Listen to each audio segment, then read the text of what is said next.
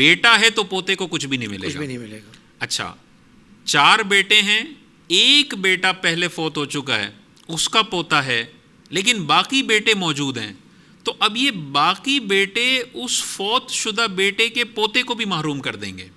ٹھیک ہے نا, اس پوتے کو بھی کچھ بھی نہیں ملے گا. جب تک بیٹا زندہ ہے وہ اپنے بیٹے کو بھی محروم کرے گا, دوسرے اس کے بھائیوں کے بیٹوں کو بھی محروم کر دے گا. تو پوتے کا حصہ تب بنتا ہے جب میت کی کوئی بیٹا بھی نہ ہو, ایک بھی بیٹا نہ ہو, تب پوتے کا حصہ بنتا ہے.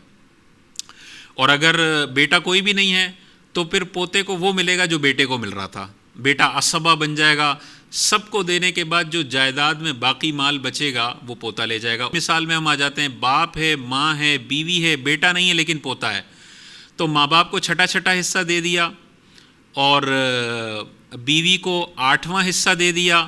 باقی سارا پہلے بیٹے کو مل رہا تھا, بیٹے نہ ہونے کی کیس میں اب سارا وہ پوتا لے جائے گا. سبحان اللہ. یعنی پوتے کو بیٹے کے ہونے کی صورت میں کچھ بھی نہیں ملے گا. اب یہاں پر وہی والی بات ہے کہ اگر ابا جی سمجھتے ہیں کہ میرا ایک پوتا ہے اور میرے بیٹے بھی ہیں اور میں مر جاؤں گا تو بیٹوں کو تو ملے گا, لیکن شریعت کے قوانین کے مطابق پوتے کو کچھ بھی نہیں ملے گا, تو اب اس پوتے کو اپنی وراثت میں شامل کرنے کے 2 طریقے ہیں.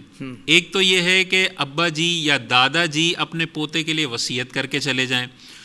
دوسرا یہ ہے کہ جو اس میت کے بیٹے ہیں, سارا مال ان کو ملنا ہے, پوتے کو کچھ بھی نہیں ملنا, یہ خود اس پوتے کا خیال کر کے اپنے حصے میں سے لینے کے بعد کچھ دے دیں.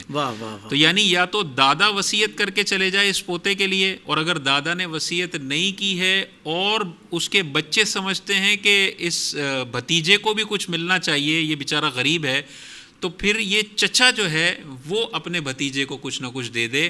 اس سے اس کی بھی زندگی اچھی گزرے گی اور اسے یہ ایک ساری زندگی خوشی ہوگی کہ میرے دادا کا انتقال ہوا تو میرے دادا کے مال میں سے مجھے بھی کچھ نہ کچھ دیا گیا, مجھے بالکل دور نہیں رکھا گیا. بہت اچھا. سبحان اللہ. سبحان اللہ.